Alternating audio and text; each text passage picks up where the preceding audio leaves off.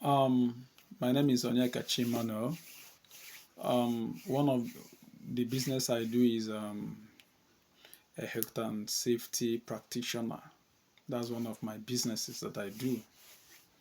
I'm a health and safety practitioner, and for our topic today, I want to discuss about safety induction.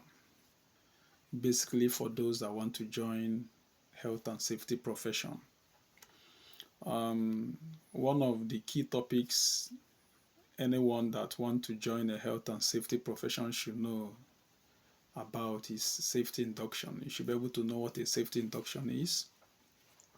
You should be able to know how to carry out a safety induction.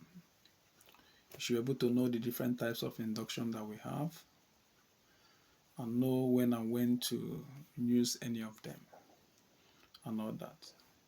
Even though at the end of the day, all of them want to achieve one thing, to inform the worker that is coming into a premises the do's and the don'ts of what they are expected to do in the course of their work in that very workplace. Okay, now what is a safety induction? Safety induction is a formal discussion, is a formal education, is a formal talk given by a safety officer. It can be given by a safety officer. It can be given by a safety manager or a safety supervisor. It can even be given by anyone in charge. But the main thing is that it is given by a responsible person. From a responsible person now to maybe a new worker or a visitor to a workplace, or maybe to in fact anybody that is coming into a workplace should undergo a safety induction. So is a discussion, is a talk that is given to a visitor or a newly employed worker that is coming to work in a workplace, or that it has one meeting or the other in a workplace. That's the simplest definition of a safety induction. And during the safety induction, basically what they talk about is the safety aspect of the environment. It could be the work activity, it could be the environment, it could be the things that you will be seeing while you are inside that facility or in that facility.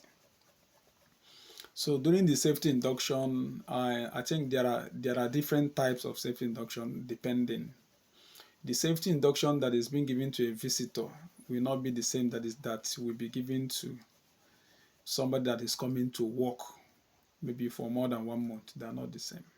There are job specific safety inductions. They are just visitors safety inductions. And there are different levels of induction. There is someone that told me that when they employed him, they did him a safety induction for 1 week. He was coming and going, coming and going. He goes from department to department. They will be telling him, this is how they do it here. This one is for almost 1 week. But for those ones that have been done to visitors, maybe 20 minutes is done, is to enable the visitor to know his or her way in and out of that place and what he or she is expected to do in case of emergency. Then another. Then I don't think they will spend more than 30 minutes with that visitor. But if it's a worker, they can spend hours doing induction for them. They can spend 1 hour, they can spend 2 hours. If it's a high level safety induction, and maybe a top management staff they're hiring a top management staff, they may take like 1 week doing him safety induction and all that. So, but the key thing is that safety is being passed, no matter the way they do it.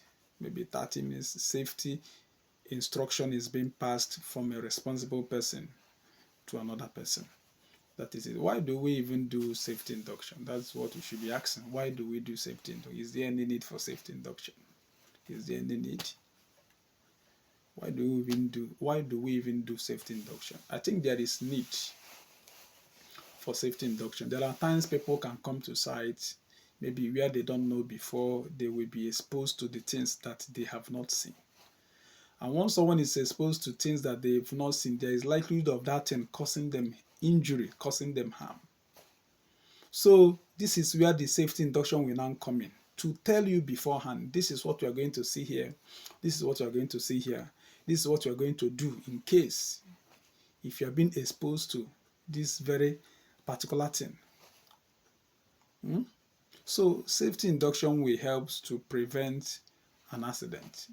It will reduce exposure to some certain things.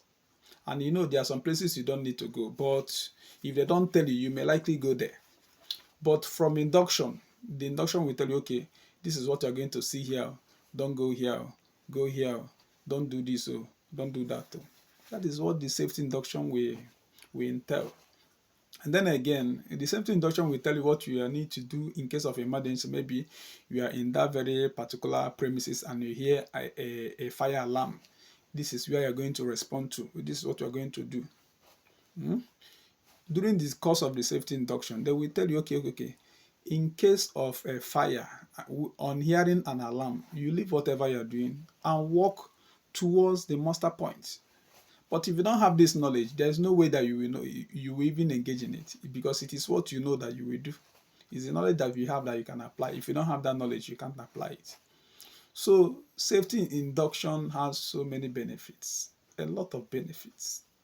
I've been on a project, a worker enters site, they couldn't observe him on time.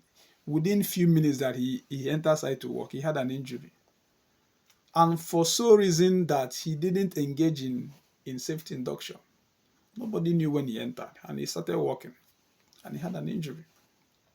So safety induction is very beneficial. It reduces injury. It even stops accident from happening and all that. And you know, when accident happens, there is always money involved in an accident. So that is it also. So when accident does not happen, money will not be spent. So that is it. So I think for the new safety guys that are coming in, make sure you read vast about safety induction. Even in your interview, they may even ask you, okay, can you explain what a safety induction is? Can you explain how you are going to do it and all that? So it is up to you now to maybe do some researches. You read it very well and know what is obtainable for you to do as an intending safety officer. I will come again with another topic. Thank you for hearing me. Thank you. Have a great day.